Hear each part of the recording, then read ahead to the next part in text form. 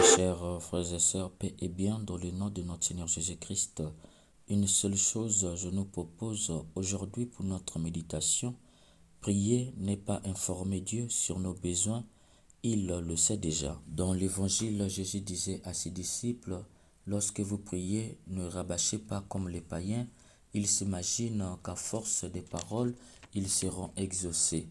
Ne les imitez donc pas, car votre Père sait de quoi vous avez besoin avant même que vous l'ayez demandé. Par ce fragment, Jésus condamne une notion superstitieuse de la prière, la magie. Les païens considéraient la prière comme de la magie. Or, la magie vise une répétition de formules incantatoires. La magie reste dans une logique de cause à effet. Si je fais ceci, alors j'obtiendrai cela. Jésus nous avertit pour ne pas que nous tombions dans la superstition et considérions la prière comme une magie, car nous pouvons facilement dévier notre prière en lui prêtant un caractère magique, ainsi prendre Dieu comme un distributeur de grâce à qui il faut payer le tribut d'une prière de temps en temps. C'est pourquoi Jésus ajoute, ils s'imaginent qu'à force de paroles, ils seront exaucés.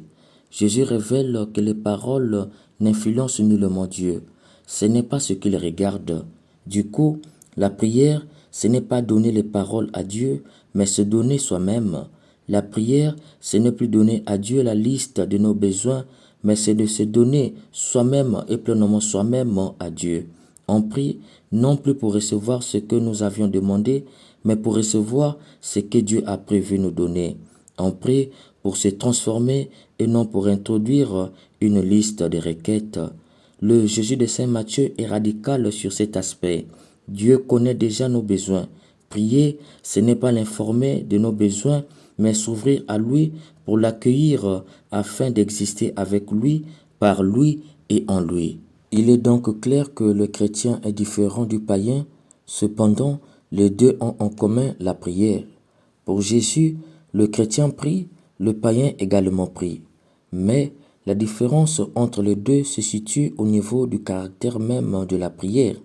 La prière du païen a un caractère magique, tandis que celle du chrétien a un caractère de don et d'accueil.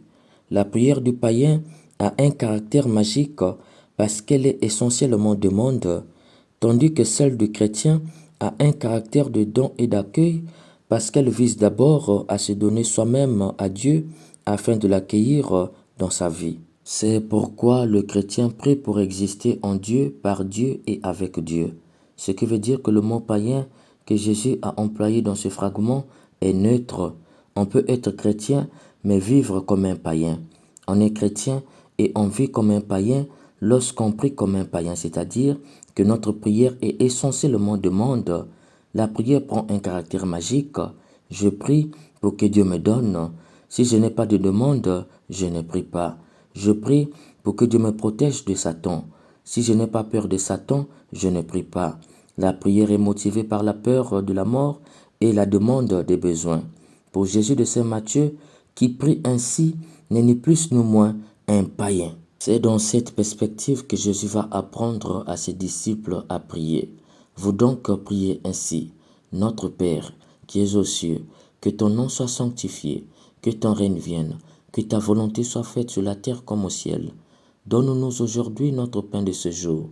Remets-nous nos dettes comme nous les avons remises nous-mêmes à ceux qui nous devaient. Et ne nous laisse pas entrer en tentation, mais délivre-nous du mal. Ce qui ressort avec éclat dans cette prière est que Jésus ne parle d'aucun besoin de l'homme, comme la santé, l'amour, la guérison et la prospérité. Pourquoi? C'est parce que pour Jésus, le croyant ou le prieur sait que Dieu pourvoit à ses besoins par la création, mais qu'il laisse pour le reste les événements à l'homme et confie le monde à la libre action de l'homme. La prière des païens, qui était essentiellement demande, liée aux besoins, n'a donc plus de raison d'être.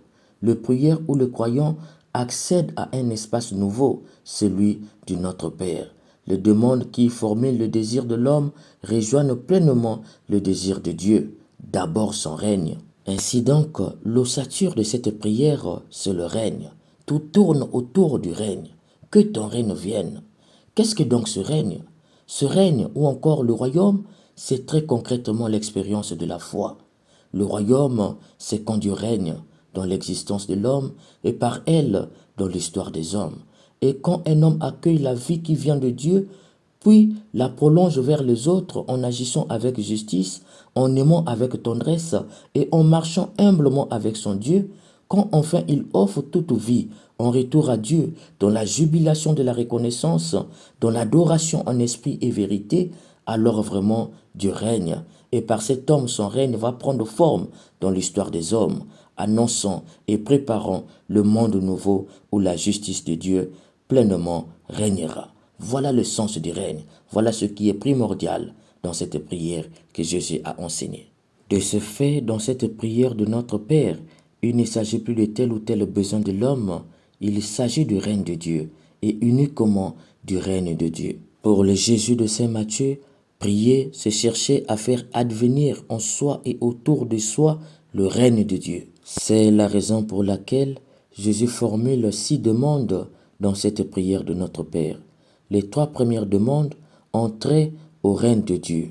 Nous le trouvons inclus dans ces phrases « Que ton nom soit sanctifié, que ton règne vienne, que ta volonté soit faite sur la terre comme au ciel. » Tout est conséquentiel dans ces 3 demandes qui ont attrait au règne de Dieu.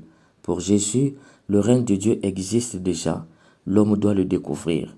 Une fois qu'il a découvert comme un trésor inestimable, il doit tout faire pour le faire advenir en lui et autour de lui.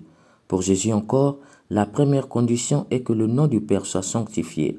Là où le nom du Père est sanctifié, l'homme prend conscience de l'importance du règne de Dieu et l'attire en lui et autour de lui. Sanctifier le nom de Dieu, c'est le reconnaître comme Père. D'où Jésus commence la prière par notre Père qui est aux cieux.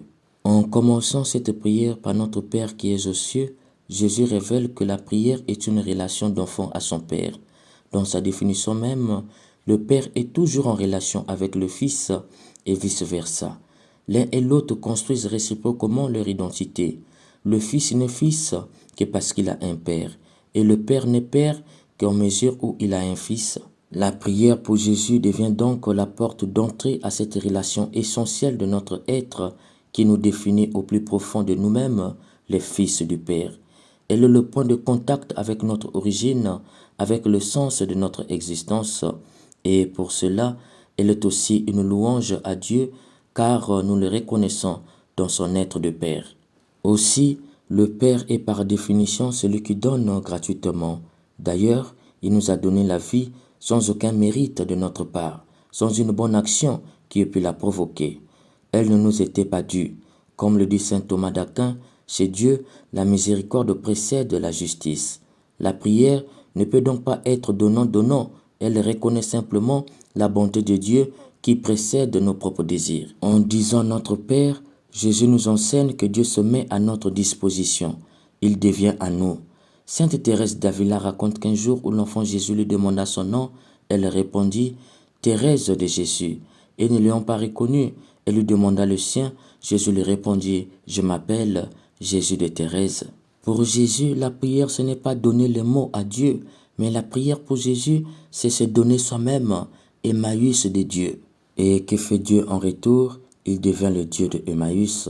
Voilà le sens de la prière selon Jésus. Ce sens de la prière avait déjà commencé dans l'Ancien Testament où Dieu se révélait comme notre Dieu. Je suis le Seigneur ton Dieu. Exode 20, le verset 2. Le Dieu d'Abraham, d'Isaac et de Jacob. Cependant, cette proximité de Dieu comporte un risque, celui de la banalisation. Comme dans toute relation humaine où l'un se livre à l'autre, on peut facilement passer du don à la manipulation. Nous aussi, nous pouvons manipuler Dieu, le cuisiner à notre sauce, lui faire dire ce que nous voulons entendre. C'est pourquoi Jésus ajoute à notre Père qui est aux cieux, c'est-à-dire que nous proclamons qu'il est Père, qu'il est notre Père, mais nous reconnaissons qu'il est au-dessus de nous, qu'il n'est pas d'ici-bas, qu'il nous dépasse, qu'il ne se réduit pas à nos concepts humains. Au demeurant, lorsque l'homme se donne à Dieu dans la prière, Louis de Dieu, Ghislain de Dieu ou Narcisse de Dieu, il sanctifie le nom de Dieu. Au retour, Dieu devient son Dieu, le Dieu de Lewis, le Dieu de Ghislain et le Dieu de Narcisse. Dès lors que Dieu devient son Dieu, l'homme rentre dans la reconnaissance qu'au-delà de cette proximité, Dieu le dépasse. Il n'est pas à manipuler. Par conséquent, il reconnaît Dieu comme le proche, mais aussi comme le tout autre. Il rentre donc dans la volonté de Dieu. Du coup, le règne de Dieu arrive pleinement en lui. Voilà le sens des 3 premières demandes dans cette prière de notre Père qui ont attrait au règne de Dieu. Que ton nom soit sanctifié, que ton règne vienne, que ta volonté soit faite sur la terre comme au ciel. Cependant, les 3 dernières demandes: donne-nous aujourd'hui notre pain de ce jour, remets-nous nos dettes comme nous les avons remises nous-mêmes à ceux qui nous devaient, et ne nous laisse pas entrer en tentation, ont également attrait au règne de Dieu. En effet, les 3 dernières demandes visent le prolongement du règne de Dieu chez les autres. Si dans les 3 premières demandes, l'homme accueille le règne de Dieu dans sa vie, par ces 3 dernières demandes, l'homme vise à étendre le règne de Dieu chez les autres ou autour de lui. La demande du pain s'inscrit dans cette perspective. D'ailleurs, en grec, il n'est pas dit « donne-nous aujourd'hui notre pain de ce jour », mais il est dit « donne-nous aujourd'hui le pain de demain ». C'est très significatif ce détail. Saint Matthieu, en disant le pain de demain, révèle qu'il s'agit de l'Eucharistie qui vise à nourrir la liberté de l'homme et son engagement quotidien avec les autres. L'Eucharistie, c'est le repas de la communion et le repas de la communauté.